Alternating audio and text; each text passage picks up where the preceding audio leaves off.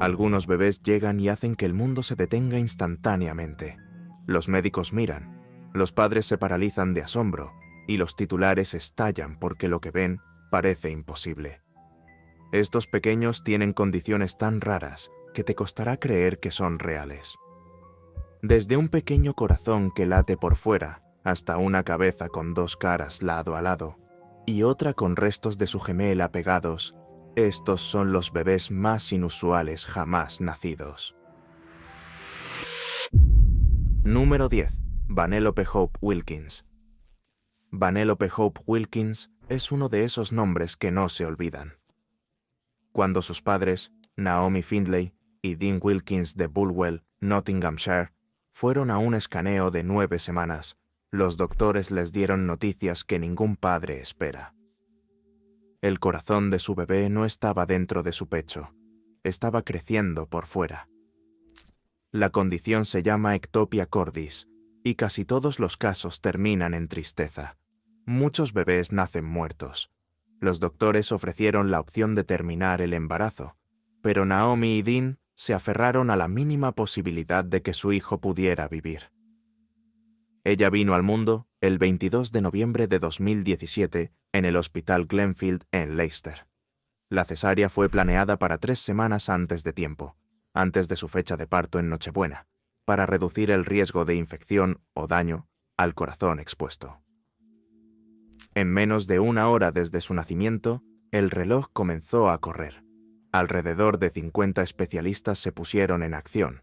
Envolvieron su pequeño cuerpo en una bolsa de plástico estéril para proteger el corazón, le introdujeron un tubo para respirar y pasaron directamente a la cirugía. Su objetivo era simple en palabras, pero casi imposible en la práctica. Dale a ese pequeño corazón un hogar seguro dentro de su pecho. Para entender por qué esto era tan extraordinario, necesitas saber cuán rara es la ectopia cordis. Aparece en aproximadamente 5 a 8 bebés de cada millón de nacimientos. Incluso entonces, menos del 10% sobrevive. La mayoría de esos bebés también tiene otros defectos cardíacos importantes. El corazón de Vanellope en sí era estructuralmente normal, lo que dio a los médicos la más mínima oportunidad. El viaje estaba lejos de haber terminado después de esa primera operación. Los cirujanos no podían simplemente cerrar un pecho que no tenía hueso. En esos primeros días, trabajaron paso a paso. Crearon espacio en la cavidad torácica, usaron una férula personalizada y una malla para el soporte, y luego tiraron de la piel sobre el corazón. Debido a que no tenía esternón y tenía pocas costillas, incluso tomaron piel de debajo de sus brazos para juntar la línea media. Durante 2 tensas semanas, doctores y enfermeras estuvieron atentos en cuidados intensivos, observando cada latido y cada respiración, mientras la gravedad y el tiempo ayudaban lentamente a que su corazón se asentara más profundamente en su cuerpo. 3 cirugías después, Vanellope todavía estaba aquí, llorando, moviéndose, demostrando que todas las predicciones eran incorrectas. El personal de Glenfield admitió que no conocían a ningún otro bebé en el Reino Unido que hubiera sobrevivido a esta condición. Adelántate 7 años, y su lucha alcanzó otro hito. El 16 de abril de 2025, regresó a Leicester, ahora lo suficientemente grande para la cirugía que los médicos habían estado esperando intentar desde el día en que nació, construyendo una protección real alrededor de su corazón. En el Centro Cardíaco Congénito de East Midlands, un equipo de cirujanos liderado por Nitin Patwardhan e Ikena Omege, con el experto visitante Nagarajan Muchalu, realizó un procedimiento de 8 horas. Vanellope fue conectada a una máquina corazón-pulmón. Los cirujanos cuidadosamente liberaron su corazón de la fina piel a la que había estado adherido, y luego realizaron una osteotomía bilateral de costillas, remodelando sus costillas y llevándolas hacia adelante para construir una jaula natural alrededor del corazón. Ese momento cambió todo. Durante años, Vanellope tuvo que usar una armadura externa, porque nada dentro de su pecho protegía su corazón.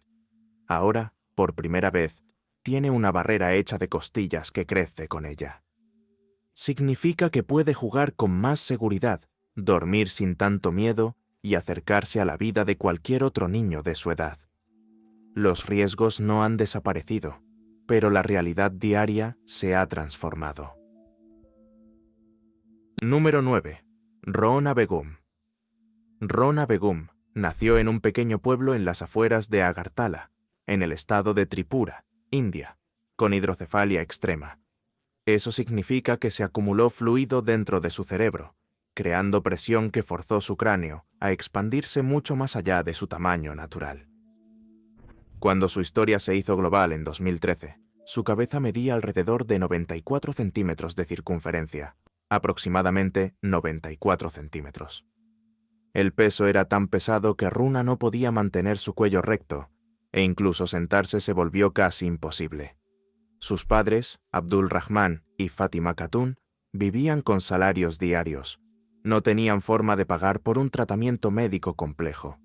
Todo cambió cuando un fotógrafo de noticias local de AFP tomó una foto de Runa.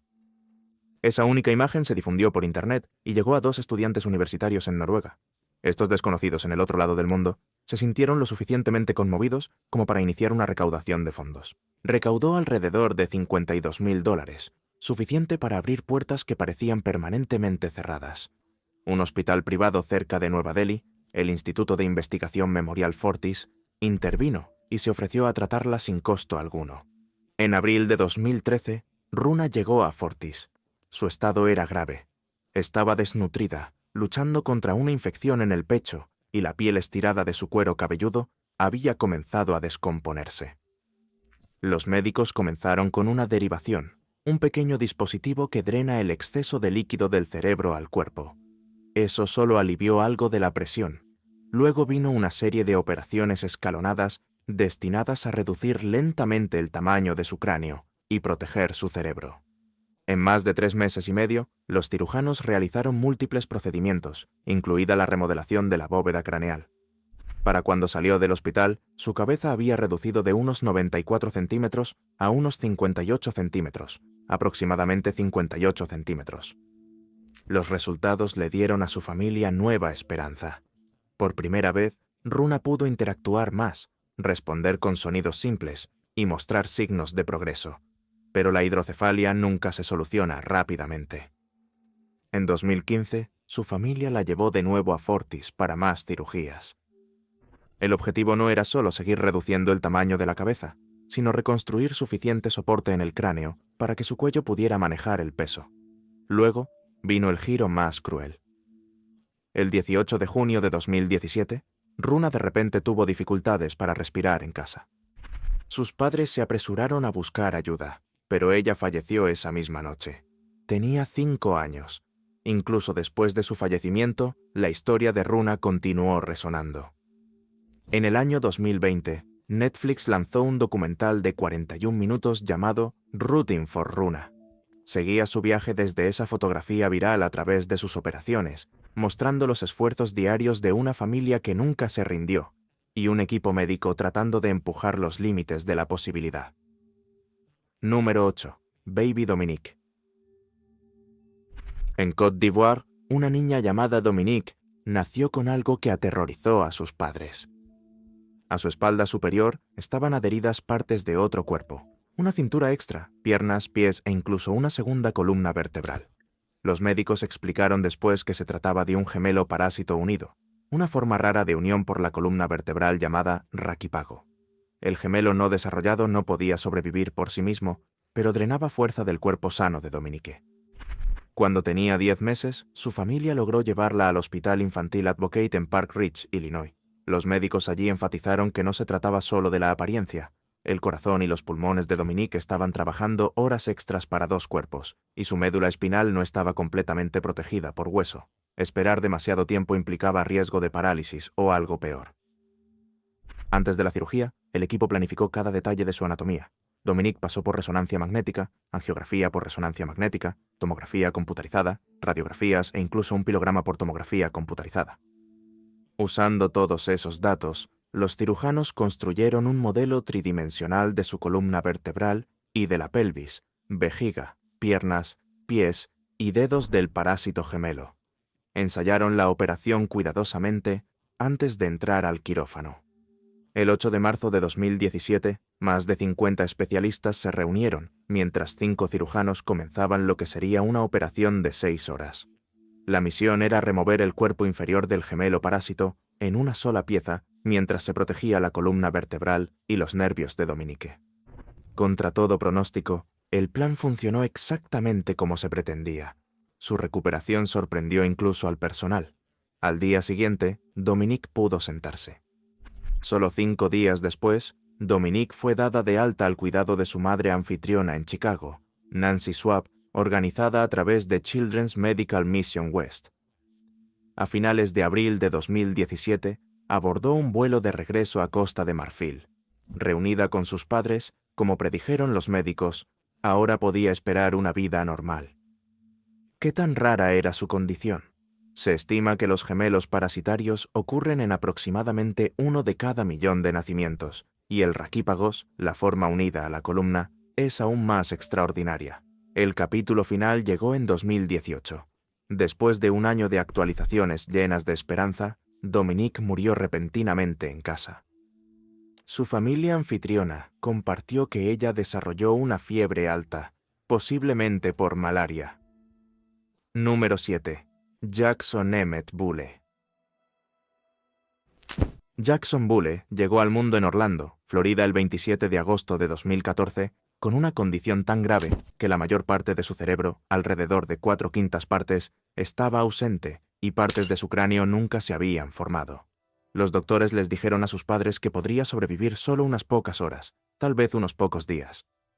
Contra todo pronóstico, vivió mucho más tiempo que eso. La condición se llama microhidranencefalia.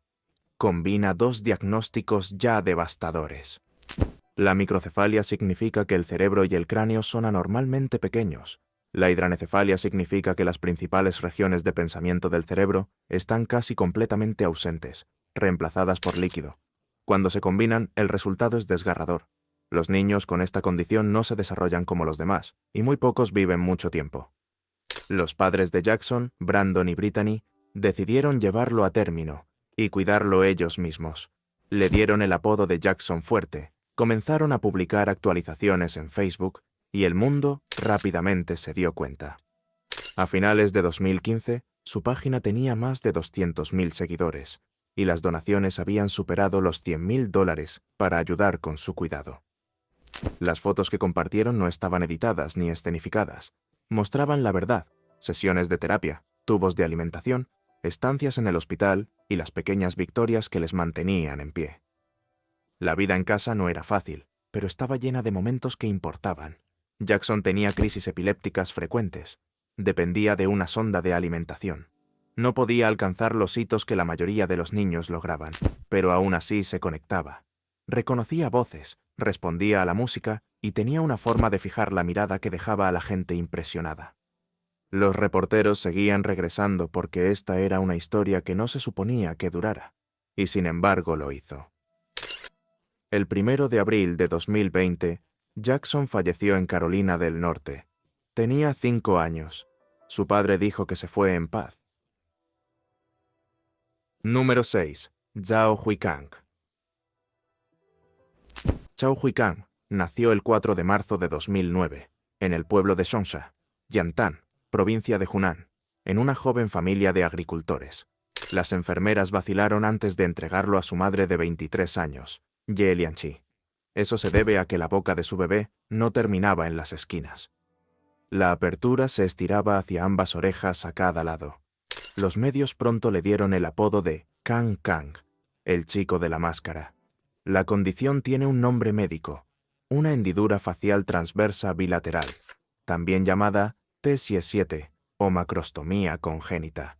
No es lo mismo que un labio leporino típico. Este tipo divide la cara de lado a lado, abriendo la boca ampliamente, y a veces involucra el hueso. Los estudios estiman que la fisura T7 ocurre aproximadamente en 1 de cada 60.000 a 1 de cada 300.000 nacimientos. Los casos severos bilaterales como el de Kang Kang son tan raros que la mayoría de los cirujanos nunca ven uno en su vida. Sus padres lo llevaron al Hospital Militar número 163 en Changsha. El cirujano principal, el Dr. Wang Daquan, explicó que esto no era solo un problema de tejidos blandos. La hendidura se extendía a estructuras más profundas: el hueso temporal, los pómulos, el esfenoides y la mandíbula superior. Por eso, el plan tuvo que realizarse en etapas. Primero, los cirujanos reconstruirían las comisuras de la boca y los músculos del labio. Más tarde, a medida que crecía, guiarían el desarrollo óseo y ajustarían la alineación. China se unió a su alrededor. Donaciones públicas cubrieron las primeras operaciones, alcanzando un total de aproximadamente 400.000 yuanes, decenas de miles de dólares, para que finalmente pudiera llegar a la sala de operaciones. Durante esas cirugías, los médicos cerraron las grandes fisuras, remodelaron los labios y apoyaron la mandíbula superior. El Dr. Wang informó que las operaciones salieron bien, aunque la verdadera prueba vendría años después, cuando los huesos faciales de Kang Kang continuaran creciendo. La vida diaria antes de la reparación estaba llena de desafíos. Alimentarlo requería paciencia para evitar que la leche se filtrara por las esquinas ensanchadas. Las aberturas constantes hacían que las infecciones fueran una preocupación constante. La alineación del habla y la mordida siempre iban a ser batallas a largo plazo. Número 5. Tessa Evans. Tessa Evans es una niña pequeña de Irlanda nacida sin nariz. Los doctores lo llaman arinia congénita completa. No hay nariz externa, ni cavidades nasales, y no tiene sentido del olfato funcional. Se han registrado menos de 60 casos de arinia en la literatura médica, y su diagnóstico más amplio, el síndrome de Bosma-Arinia microftalmia, tiene menos de 100 pacientes conocidos en todo el mundo. Pero la ausencia de una nariz no se trata solo de apariencia. Los recién nacidos naturalmente respiran por la nariz, así que desde el momento en que fue entregada, su vida dependía de mantener su vía aérea abierta. Tessa pasó semanas en cuidados intensivos neonatales. Primero la mantuvieron con vida, con un tubo de respiración, y con solo 8 días de edad, los cirujanos realizaron una traqueotomía para crear una segunda vía aérea en su cuello. Ese único paso le permitió respirar, alimentarse y dormir de forma segura. Mientras sus doctores miraban más hacia el futuro, querían una solución que pudiera ayudarla a crecer sin dejar grandes cicatrices en su rostro. Ese pensamiento llevó a un primer logro mundial. El 20 de mayo de 2015, cuando Tessa era una niña pequeña, un equipo de craneofaciales en Londres, liderado por el cirujano Jonathan Brito, en el hospital Great Ormond Street, colocó un implante personalizado impreso en 3D bajo la piel de su cara media. El implante estaba hecho de PIC, un material biocompatible fuerte, moldeado usando un modelo 3D de su cráneo. El plan era simple pero innovador. Cada pocos años, cambiar por un implante un poco más grande a medida que ella crecía. Luego realizar una reconstrucción final en su adolescencia. Incluso, imaginaron usar sombreado de tatuajes para recrear las sombras naturales de una nariz. Por supuesto, la vida real rara vez sigue un camino recto. Después de un buen progreso inicial, los doctores luego tuvieron que revisar el plan debido a problemas de piel alrededor del implante. En el año 2019, se retiró el primer implante y sus tejidos se estabilizaron.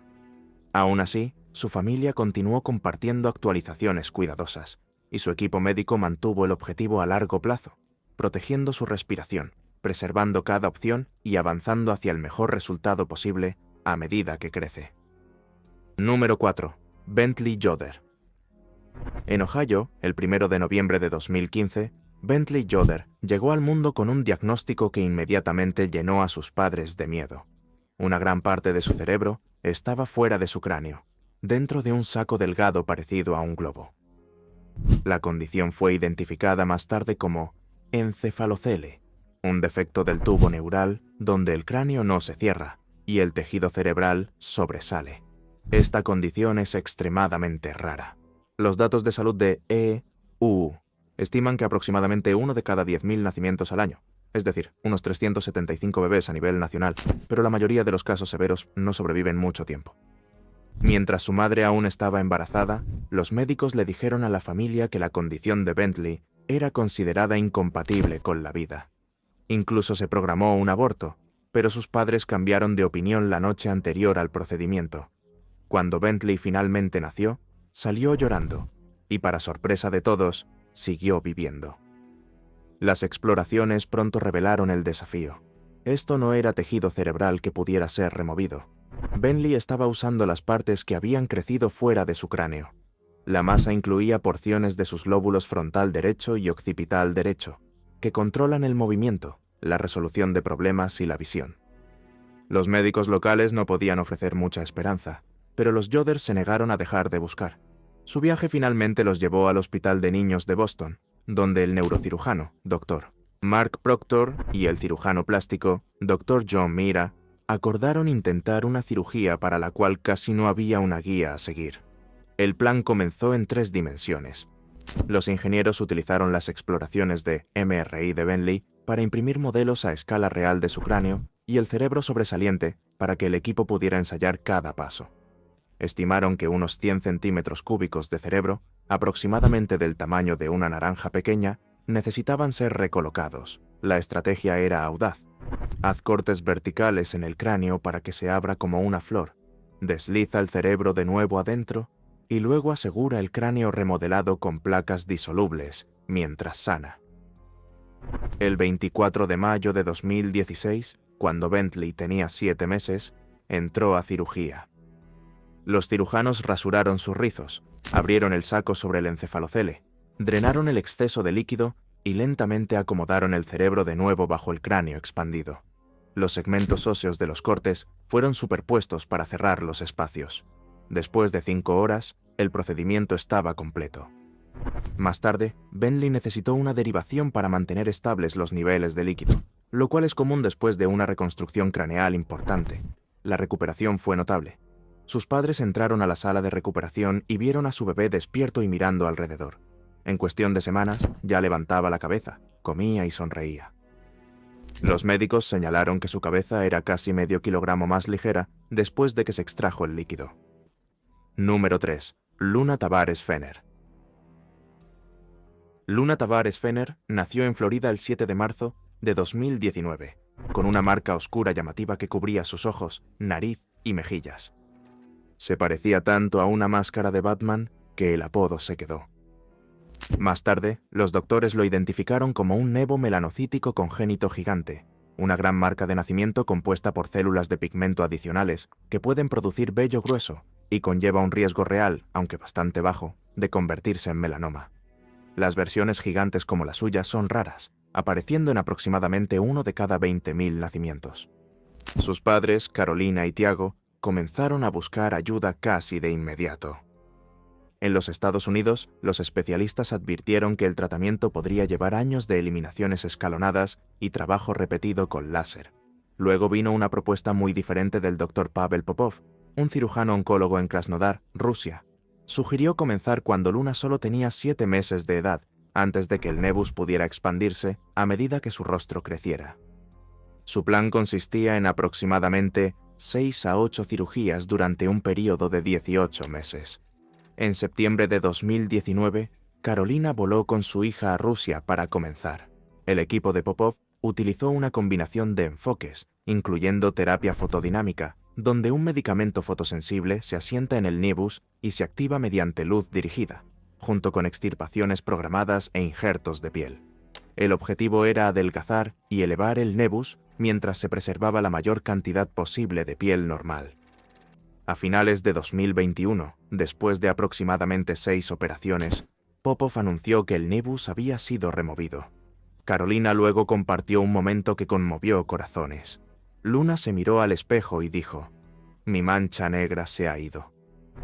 Soy una princesa». Pero el viaje no había terminado. El tejido cicatricial de los procedimientos anteriores se acumuló en el párpado inferior izquierdo de Luna, dejándola incapaz de cerrarlo, incluso mientras dormía. Eso ponía su córnea en riesgo de secarse y desarrollar úlceras, daño que eventualmente podría quitarle la vista. El 11 de abril de 2022, en el Instituto de Ojos Bascom Palmer de Miami, el cirujano oculoplástico Dr. Thomas Johnson operó para liberar la cicatriz y injertar piel de su hombro, reconstruyendo el párpado para proteger su visión. El riesgo de cáncer que inició este viaje sigue siendo parte del panorama. Con nevus melanocítico congénito gigante, los estudios a menudo sitúan el riesgo de melanoma a lo largo de la vida, entre el 1 y el 6%, a veces más. Además de eso, estas marcas de nacimiento pueden sangrar, picar y causar infecciones. Por eso los padres de Luna actuaron rápidamente. Número 2. Bayezid Hossein. En Magra, Bangladesh, un niño llamado Bayezid Hossain atrajo la atención mundial porque tenía las características de un anciano, siendo todavía un niño.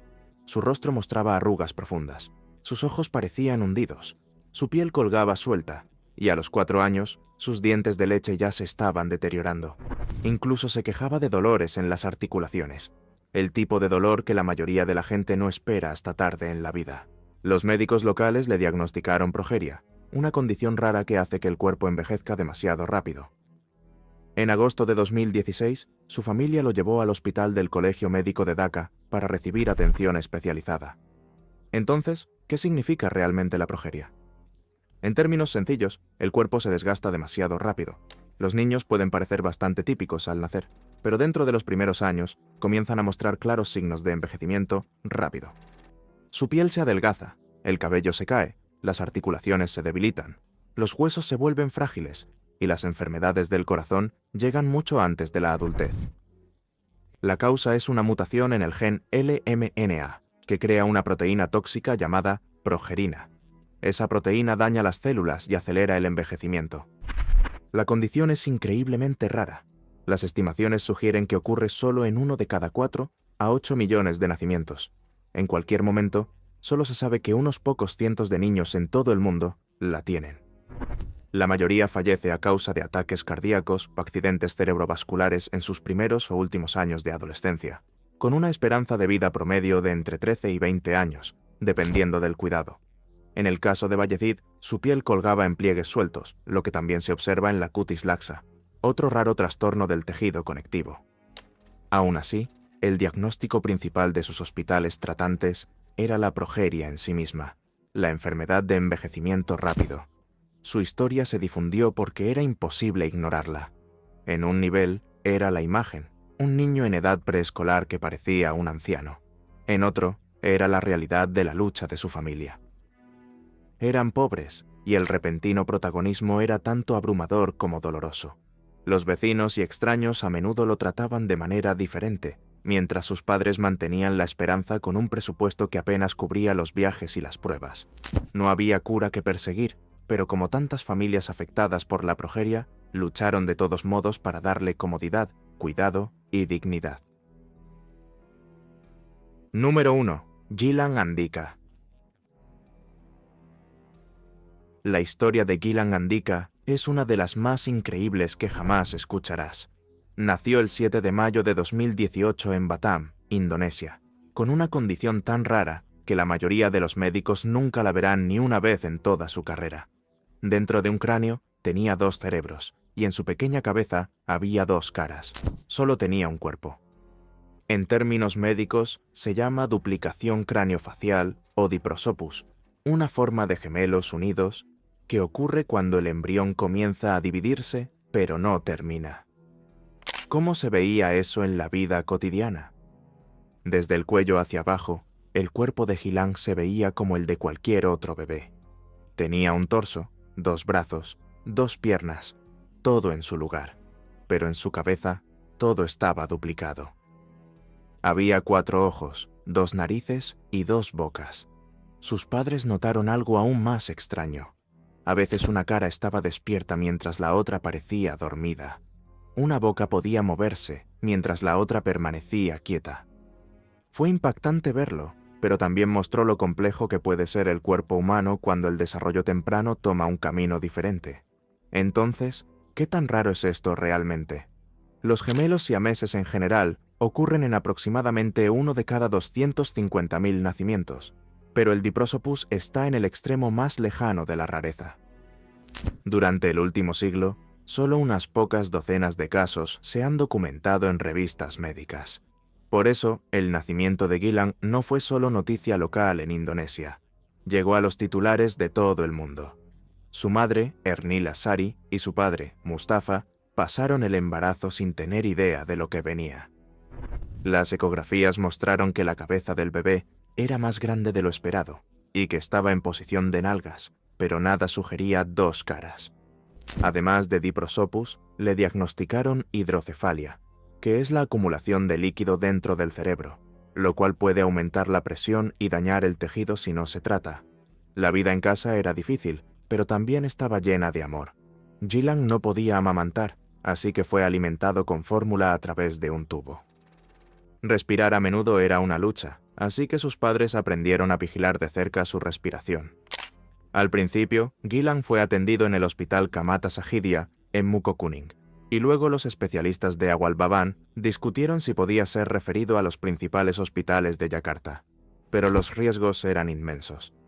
Cualquier intento de remover o separar partes de la estructura duplicada implicaría la cirugía cerebral más delicada imaginable, con pocas probabilidades de sobrevivir.